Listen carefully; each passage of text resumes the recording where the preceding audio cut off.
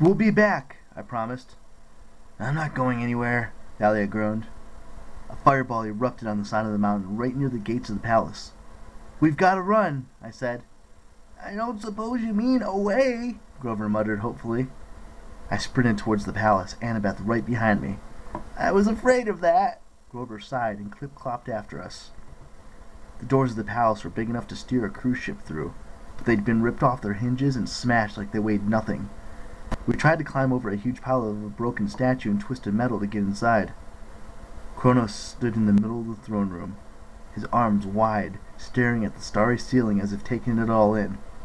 His laughter echoed even louder than it had from the pit of Tartarus.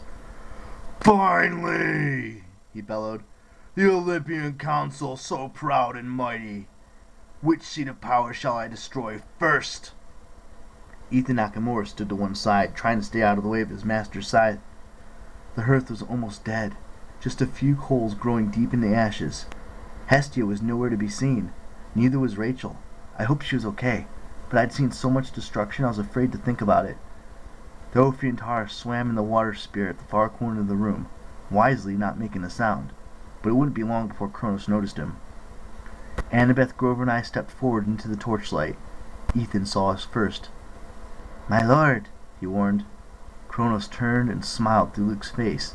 Except for the golden eyes, he looked just the same as he had 4 years ago when he'd welcomed me into the Hermes cabin. Annabeth made a painful sound in the back of her throat, like someone who had just sucker punched her. "Shall I destroy you first, Jackson?" Kronos asked. "Is this the choice you will make? To fight me and die instead of bowing down? Prophecies never end well, you know that." "Luke would have fight me with a sword," he said. "But I suppose you don't have his skill." Kronos sneered.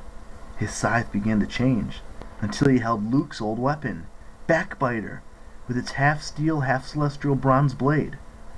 Next to me, Annabeth gasped like she'd suddenly had an idea. "Hersey, the blade!" She sheathed her knife. "The hero's soul, cursed blade shall reap." I didn't understand why she was reminding me of that prophecy line right now. It wasn't exactly a morale booster, but before I could say anything, Kronos raised his sword. "Wait!" Annabeth yelled. Kronos came at me like a whirlwind.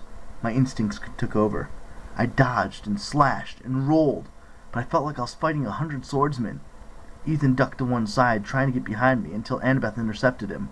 They started to fight, but I couldn't focus on how she was doing. I was vaguely aware of Grover playing his reed pipes. The sound filled me with warmth and courage.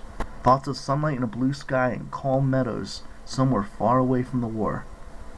Kronos backed me up against the throne of Hephaestus, a huge mechanical lazy boy type thing covered with bronze and silver gears.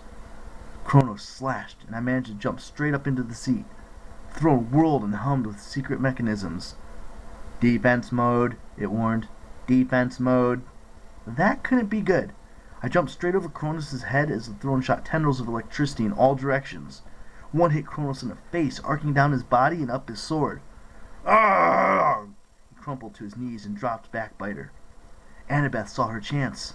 She kicked Ethan out of the way and charged Kronos. "Luke, listen!" I wanted to shout at her, to tell her she was crazy for trying to reason with Kronos, but there was no time. Kronos flicked his hand. Annabeth flew backwards, slamming into the throne of her mother and crumpling to the floor. "Annabeth!" I screamed. Ethan Nakamura got to his feet. He now stood between Annabeth and me. I couldn't fight him without turning my back on Kronos. Grover's music took on a more urgent tune. He moved towards Annabeth, but he couldn't go any faster to keep up the song. Grass grew on the floor of the throne room. Tiny roots cracked up between the cracks of the marble stones.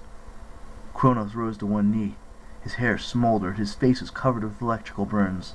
He reached for his sword, but this time it didn't fly into his hands. "Nakamura!" he groaned. "Time for you to prove yourself. You know Jackson's secret weakness.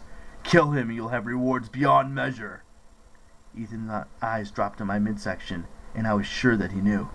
Even if he couldn't kill me himself, all he had to do was tell Kronos. There was no way I could defend myself forever. "Look at you, Ethan," I said. "The end of the world.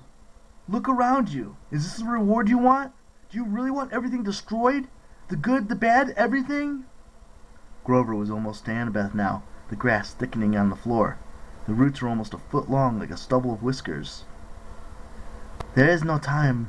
There is no throne to Nemesis," Ethan muttered. "No throne to my mother." "That's right." Kronos tried to get up, but stumbled. Above his left ear, a patch of blonde hair still smoldered. "Strike them down! They deserve to suffer!"